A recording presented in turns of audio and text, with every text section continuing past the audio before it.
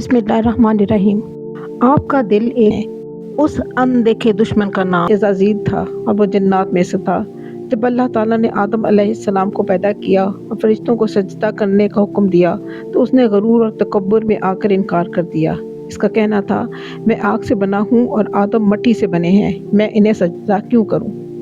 इस नाफरमानी पर अल्लाह ताला ने उसे अपनी बारगाह से जलील करके निकाल दिया।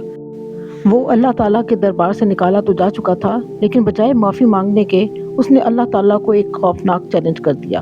उसने क़यामत तक की मोहलत मांग ली, सिर्फ इसलिए ताकि वो मिट्टी से बने इंसान को गुमराह कर सके। और यही वो लम्हा था जब इंसान के दुनिया में आने से पहले ही अज़ाज़ील यानी शैतान ने उससे दुश्मनी मोल लेकर आने वाली तारीख बदल दी। आज अल्लाह ताला ने उसे एक शर्त के साथ मोहलत दे दी कि वो किसी के साथ ज़बरदस्ती नहीं कर सकता, वो सिर्फ वसवसे डाल सकता है। फिर फैसला इंसान का अपने हाथ में है। जो इसकी पैरवी करेंगे उसके साथ जहन्नम में जाएंगे और जो उसके फरेब से बचेंगे वो जन्नत के हकदार होंगे। शैतान ने अल्लाह ताला से वादा किया था कि वो इंसान को गुमराह करने के लिए उस पर चारों तरफ से हमला करेगा।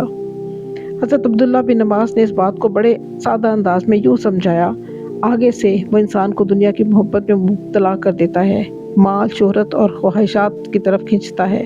पीछे से वो आखिरत को भुला देता है, क़यामत और हिसाब को गैर अहम बना देता है। दाएं तरफ से वो दीन में शक डाल देता है, इबादत और ईमान को कमज़ोर करने की कोशिश करता है। और बाएं तरफ से वो गुनाहों को खूबसूरत बना देता है। बुरे काम आसान और अच्छे काम बुरे लगने लगते हैं। वो कभी ख्वाहिशात के ज़रिए आता है, कभी खौफ के ज़रिए और कभी ऐसे धोखे देता है कि इंसान को एहसास तक नहीं होता। और यही है शैतान का सबसे ख़तरनाक हमला। शैतान ने इंसानों को फंसाने के लिए खुफिया हथियार ईजाद किए। वो ना तो गोली चलाता है, ना चाकू का इस्तेमाल करता है, बल्कि वो इंसान को आहिस्ता आहिस्ता गुमराह करता है। लिहाजा इस मकसद के लिए उसने मुख्तलिफ हथियार ईजाद किए, जैसे वसवसे, झूठे वादे, ख्वाहिशात को भड़काना, अच्छे कामों का खौफ दिलाना, बुरे दोस्त, गुनाह को आसान और मामूली बना देना, अल्लाह की याद से गाफिल करना, तकब्बुर और हसद, झगड़ा और फसाद। इन हथियारों को इस्तेमाल करने के लिए उसने एक मुकम्मल फोर्स बनाई। इब्लीस जन्नात से था। जन्नात में शादी, तवालद तो तनासिर होता है।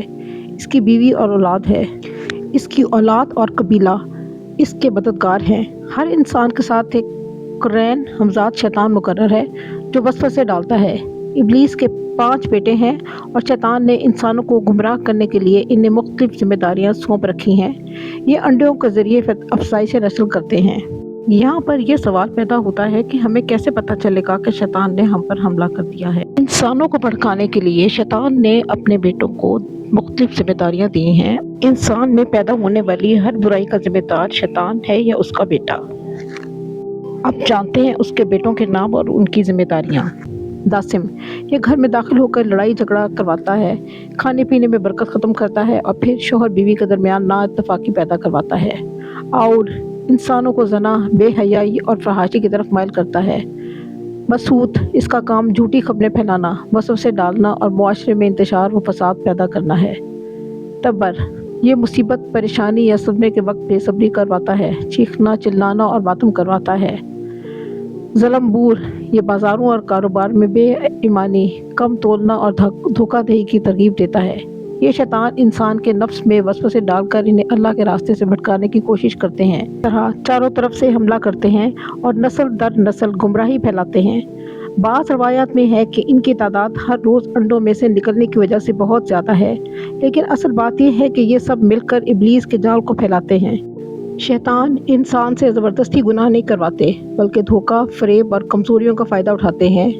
जैसे कि गुनाह को आसान बनाकर कहते हैं बाद में तौबा कर लेना, हालांकि ये धोखा है, यानी ये झूठे वादा हुआ।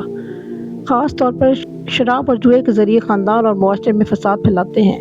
इंसान को गफलत में डालकर अल्लाह की याद से हटा देते हैं। सबसे पहले वो गुनाह को मुश्किल नहीं आसान बनाकर दिखाता है। वो कहता है अभी कर लो, बाद में तौबा कर लेना, और इंसान ये सोचकर कदम बढ़ा देता है, मगर यही कदम आहिस्ता आहिस्ता अंधेरे में ले जाता है। फिर वो मुआशरे पर वार करता है। शराब और जुए जैसे हथियारों के ज़रिए दिलों में नफरत बढ़ाता है, घरों को सुकून छीन लेता है और देखते ही देखते रिश्ते बिखरने लगते हैं। اسی دوران وہ انسان کو غفلت میں ڈال دیتا ہے۔ دن گزرتے ہیں، راتیں گزرتی ہیں، مگر اللہ کی یاد دل سے نکلنے لگتی ہے، اور جب دل کمزور ہو جاتا ہے تو وہ ایک اور بار کرتا ہے، سرگوشی کرتا ہے تمہاری توبہ قبول نہیں ہوگی، تاکہ انسان امید چھوڑ دے اور واپس آنے کا راستہ ہی بھول جائے۔ سب سے خطرناک لمحہ موت کے وقت کا حملہ ہے۔ شیطان موت کے وقت میں پوری طاقت لگاتا ہے تاکہ ایمان چھین لے۔ نبی پاک صلی اللہ علیہ وآلہ وسلم نے بھی اس وقت شیطان سے پناہ مانگی، کیونکہ موت کے وقت شیطان انسان کے ایمان کو برباد کرنے کے لیے انتہائی شدید حملہ کرتا ہے۔ یہ آخری وقت میں عقلی و نفسیاتی حملہ اس طرح سے کرواتا ہے۔